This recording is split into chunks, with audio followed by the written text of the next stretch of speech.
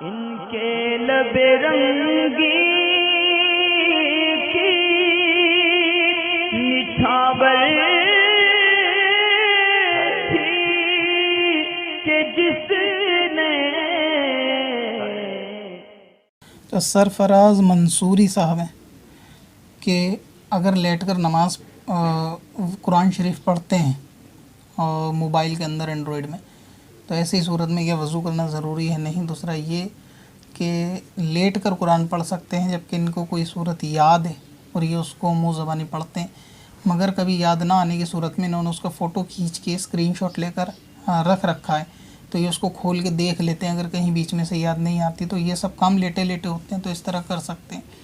تو لیٹ کے قرآن پاک پڑھنا یہ جائز ہے، یعنی یہ کہ جب کہ پیر سمیٹے ہوئے ہوں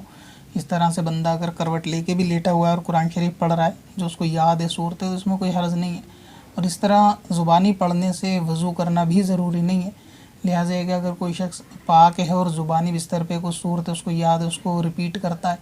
تو اس میں کوئی حرج نہیں ہے۔ اور پھر اگر یہ کہ بھول جاتا ہے، اس کو یاد کرنے کے لیے واپس قرآن اٹھانا نہیں چاہتا، مگر یہ کہ اینڈرائڈ فون نکال کے اس کی اسکرین میں دیکھ لیتا ہے موبائل میں اپلیکیشن کے ذریعے یا اسکرین شاٹ کسی بھی ذریعے سے، کہ اس کو جو صورت یاد نہیں آتی اس میں دیکھ کے پڑھتا ہے اور اس میں اس کو چھونے کی بھی ضرورت ہوتی ہے،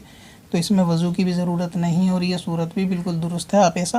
کر سکتے ہیں۔ اور باقی موبائل فون میں قرآن رکھنے کے تعلق سے اور پڑھنے کے بارے میں دونوں میں ویڈیو جو ہے وہ بنا رکھے، آپ یوٹیوب پہ سرچ کر سکتے ہیں نام کے ساتھ اور سوال کے ٹیگ کے ساتھ، تو انشاءاللہ تعالیٰ وہ آپ کو مل جائے گی۔ پتھر میں حسن لالے